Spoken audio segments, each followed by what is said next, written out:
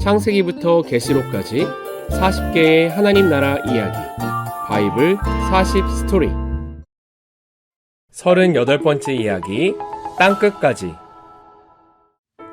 교회를 향한 큰 핍박과 박해가 있었지만 사도들은 성령의 역사하심을 따라 예수님의 십자가와 부활의 복음을 담대히 증거하였어요. 예루살렘과 온 유대와 사마리아 곳곳에 교회가 세워지고 믿는 사람의 수도 점점 많아졌어요. 그러나 사도들은 이방인에게는 아직 복음을 전하지 않았어요. 율법에는 이방인들과 함께하는 것이 부정한 일이었고 이방인에게는 구원이 없다고 생각했기 때문이에요. 어느 날 베드로가 기도하던 중 환상을 보았어요. 하늘이 열리고 큰 보자기 같은 것이 내려오는데 그 안에는 온갖 짐승들과 파충류 그리고 하늘을 나는 새들이 들어있었어요. 베드로야, 일어나 그것들을 잡아먹어라. 주님, 그럴 수 없습니다. 저는 율법을 따라 부정한 것을 지금까지 먹은 적이 없습니다. 하나님께서 깨끗하게 하신 것을 부정하다고 하지 마라. 그때 로마 백부장 고넬료가 보낸 사람들이 찾아왔어요. 고넬료는 의롭고 하나님을 경외하는 사람입니다. 한 천사가 당신을 집으로 모셔다가 당신이 하시는 말씀을 들으라고 분부하였습니다. 다음 날 베드로는 그들과 함께 먼 길을 떠났어요.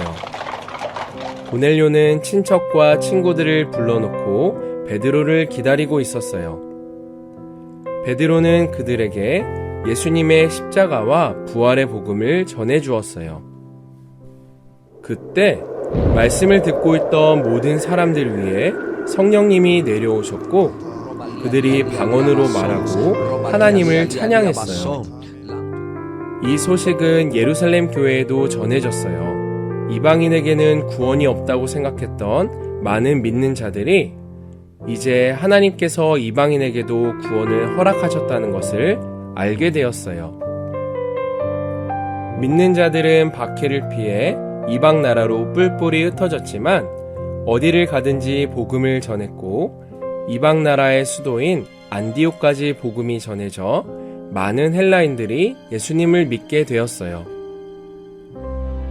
안디옥에 이방인 교회가 세워졌다는 소식을 듣고 예루살렘 교회는 바나바를 보내주었고 바나바는 사울과 함께 1년간 안디옥 교회에 머물며 하나님의 말씀을 가르쳤어요.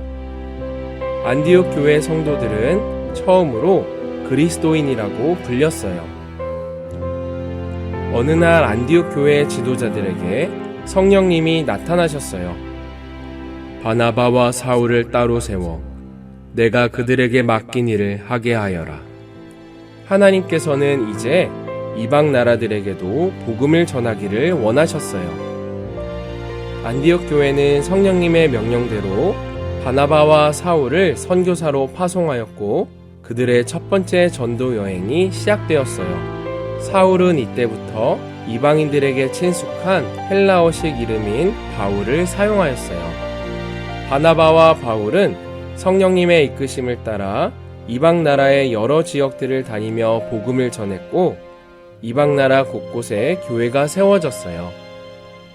첫 번째 전도 여행은 약 2년간 이루어졌고 이동 거리는 무려 2200km나 되었어요. 그런데 안디옥 교회에 한 가지 문제가 생겼어요. 예루살렘에서 온 유대인 형제들이 이방인 형제들에게 율법대로 할례를 받지 않으면 구원받을 수 없다고 가르치기 시작했고 바나바와 바울은 구원을 위한 할례는 필요 없다고 주장하며 서로 다툼이 생겼어요. 결국 이 문제로 예루살렘의 교회 지도자들이 모여 회의를 하게 되었어요. 많은 변론 후에 베드로가 말했어요. 하나님께서 우리와 같이 이방인에게도 차별하지 않으시고 성령을 주셨습니다. 어찌 우리도 지키지 못하던 율법을 이방인 형제들에게 지키라고 합니까? 이방인 형제들과 마찬가지로 우리도 오직 예수의 은혜로만 구원받는 줄로 나는 믿습니다. 바나바와 바울도 자신들의 전도 여행을 통해 많은 이방인들이 예수님을 믿게 된 것을 증거하였어요. 초대교회의 지도자 야고보가 말했어요. 우리는 하나님께서 이방인에게도 구원을 베푸셨다는 것을 잘 알고 있습니다. 하나님께로 돌아온 이방인 형제들을 더 이상 괴롭게 하지 말고 다만 우상 숭배와 음행의 죄만 조심하도록 가르치는 게 좋겠습니다. 예루살렘 회의를 통해 구원은 오직 예수님의 은혜로만 받는 것이라는 것을 모두가 동의하고 결정하였어요. 이 일은 많은 믿는 이방인들에게 기쁨이 되었고 복음이 이방 나라에 더욱 빠르게 전파되는 계기가 되었어요. 교회를 향한 더욱 심한 핍박과 박해가 있었지만 사도들은 성령의 역사하심을 따라 더욱 담대히 예수님의 십자가와 부활의 복음을 증거하였어요. 땅끝까지 복음이 전파되었어요.